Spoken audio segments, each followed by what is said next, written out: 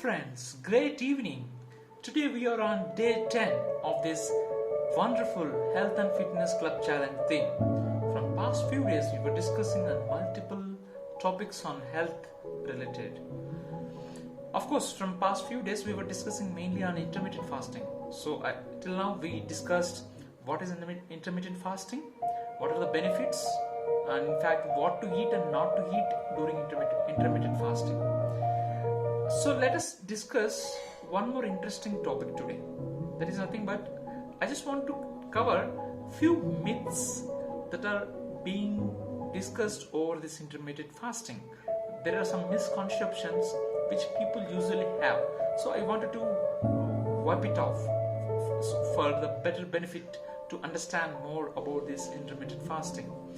So basically there is a myth where people will be saying you are going to lose weight no matter what. See friends, it does not matter how long the fast is for.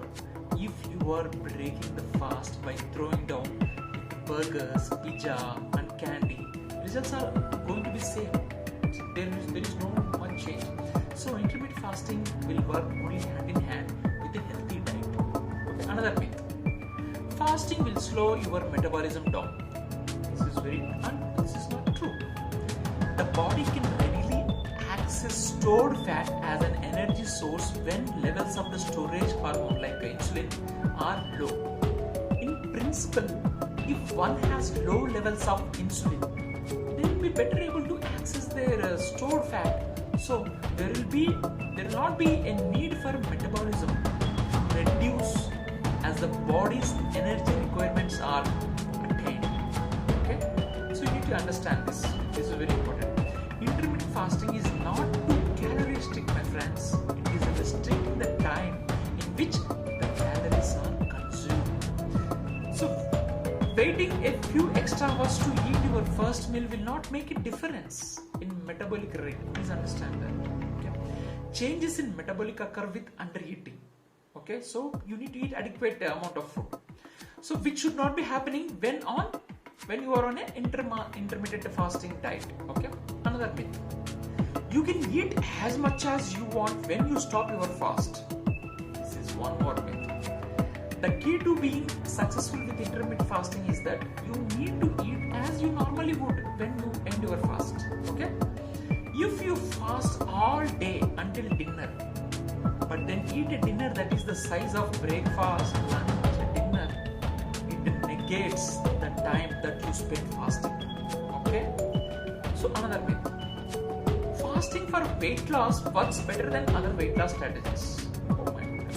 This is also not true.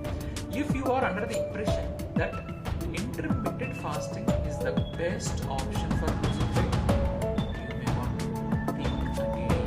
Okay? Because the most basic level is an exercise in caloric restriction. Please understand. Intermittent fasting has not been shown to work better than other means and methods for losing weight. Another myth. Working out is impossible if you are fasting. That is also myth. Actually, the best time to do workouts is on empty stomach, first thing in the morning. Okay, that way you will be burning the fat already stored on your body instead of the calories from what you have just consumed. Eat your breakfast after your workout to replenish your body. Okay, this will help you definitely. There is one more myth. Breakfast is the most important meal of the day. Come on. How many times did you hear this your entire life?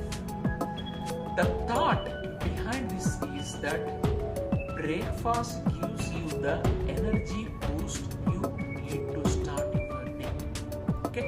In reality, if one did not eat in the morning, their body would compensate by increasing levels of adrenaline, growth hormone and cortisol, which in turn will release glucose from the liver. Okay?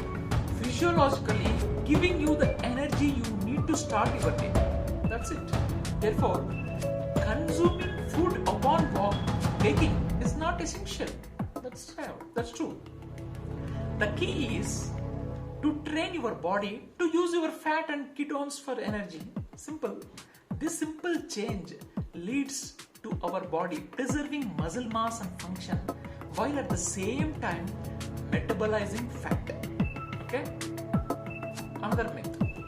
Fasting is just starving yourself. No. Fasting is a voluntary action to only avoid food for a pre-selected controlled period of time. Please remember this.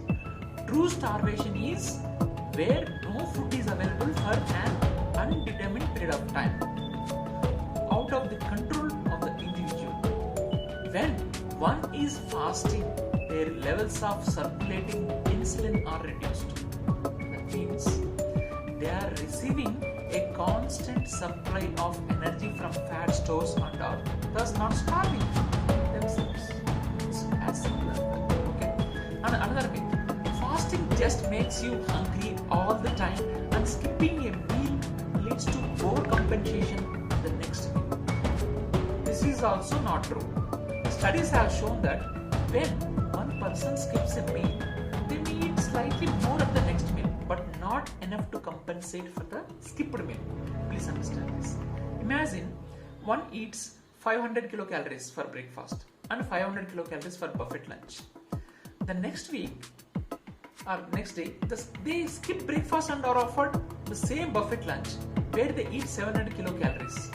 In this case, the individual has eaten more at lunch when they skip breakfast, but still less overall. You understand that? Fasting has been shown to reduce hunger hormones that drive appetite and increase satiety hormones that run fullness. Okay? Some may feel hungry at first, but once established on an intermittent fasting routine, most reported like they have reduced the hunger. So to conclude is, intermittent fasting is just one of the dietary approaches we advocate. If one is concerned that their current dietary approach is not allowing them to achieve their health goals, they should not be thinking of or trying out intermittent fasting. So please be careful. Okay? So tomorrow we'll come again with another interesting topic. All the best for your journey.